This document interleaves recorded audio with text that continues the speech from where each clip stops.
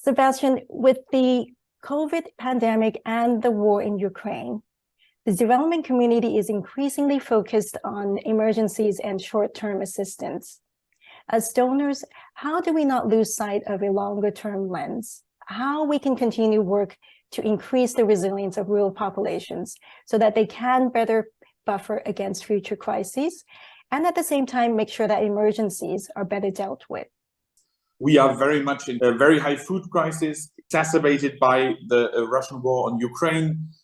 We have the climate crisis, a biodiversity crisis. We have conflicts in many parts of the world that have an influence on food security and on nutrition. We have to continue the long-term transformation work on agri-food systems that we've been doing. We don't only have to continue it, we have to accelerate it. This is about making people resilient, making markets resilient, improving incomes for rural populations, improving ecological sustainability, obviously, in what we are doing. But we have to, at the same time, tackle the immediate fallout of the crisis. And of course, there are targeting conflicts between the two. You could do many things to sort of deal with the immediate crisis, but actually make the situation worse in the long term and then exacerbate the future crisis. Because we have been seeing these crises in the food system come and go every couple of years. And if anything, they have been getting worse over the years. And that's very easily said, but it's not very easily done. When it comes to all the individual things that make this crisis, it's very individual choices that you have to take. You have to make sure that people don't starve. You have to support. But at the same time, you need to make sure that local production is increased sustainably. You have to make sure that fertilizer is available where it's needed right now in order to make sure that the next harvest will work out. But you also have to make sure that there are alternatives to fossil fertilizers in the near future in order to prevent this kind of dependency from imports. This is very tricky. It needs to really be broken down into those individual aspects, but at the same time, take the right pathways and show how it can be done differently in the future. That doesn't make the job any easier. What do you think needs to change in how donors look at food systems, in particular considering the financing for development assistance?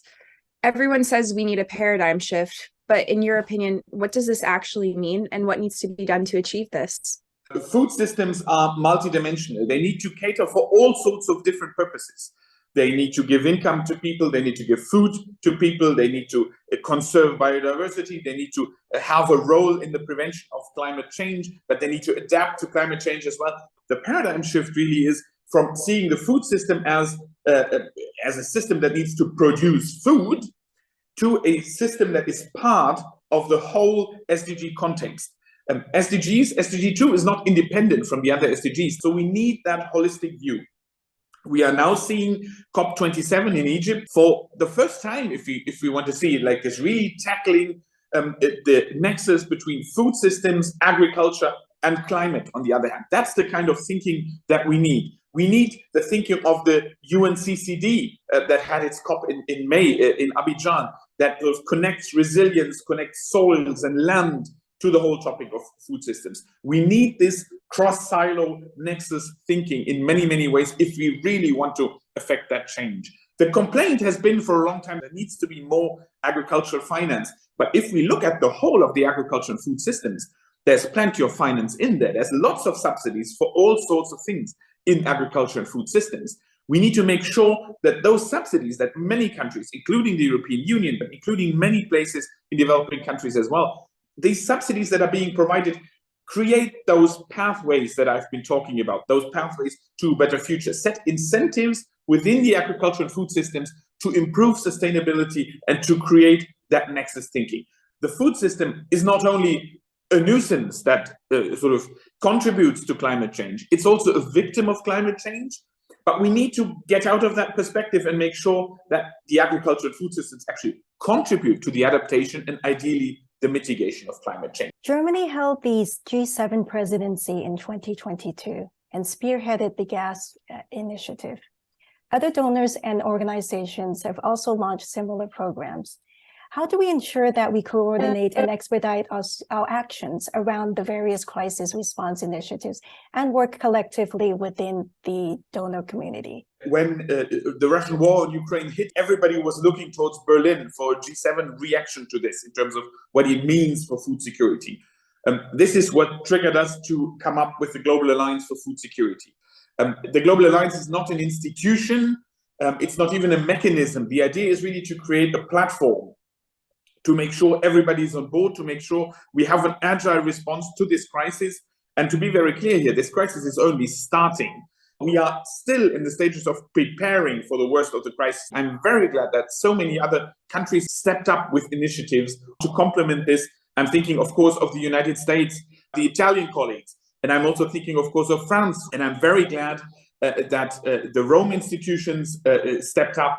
And I'm especially glad and thankful that we were doing this jointly with the World Bank. This was a tremendous help. The World Bank is a great partner in the Global Alliance with their convening power, but also, of course, with their financial power. And the dashboard that we've been launching recently, I think, is a very good example for a first step of what we've been able to achieve within the Global Alliance. But I really want to stress this very clearly. This is not a competition. It's a great situation that so many initiatives are there. And I think we're achieving a good degree of complementarity here. How do you envision our continued good work together in the donor platform? What will keep the momentum going and keep the platform useful to members over the coming months and years? I think this platform is a great platform, not only because it's always good sort of to have contact, and the format is quite unique. So this is really a very, very useful format in itself. But the Global Donor Platform has a very natural role in this with its natural outlook towards a holistic picture. This is not a place where the agriculture people talk to each other, but this is a place where really it's about rural resilience. It's about mitigation, adaptation to climate change. It's about natural resources. It's about biodiversity. It's about income and jobs in rural places. It's about digitalization, how it can help in those places.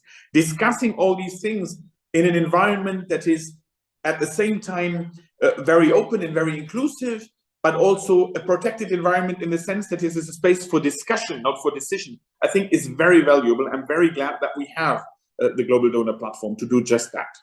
Sebastian, as we near the end of 2022, what gives you hope for the new year? War has returned to Europe. And many people are afraid of things that they didn't even know they would have to be afraid of very, very short while ago. So the outlook is very bleak. But every crisis bears an opportunity in the sense that it brings together a sense of the need for change, the need to overcome systemic obstacles that have been there before. Because we're talking about transformation of agriculture and food system. And if we can harness that speed and that momentum, then there is some good in this situation after all. I've seen so many people step up this year and come to the table and act and say, well, we need to overcome those silos. We need to see how this is going forward. This gives some courage. That we're not lost, but that we can make a difference and will make a difference this year as well as next year.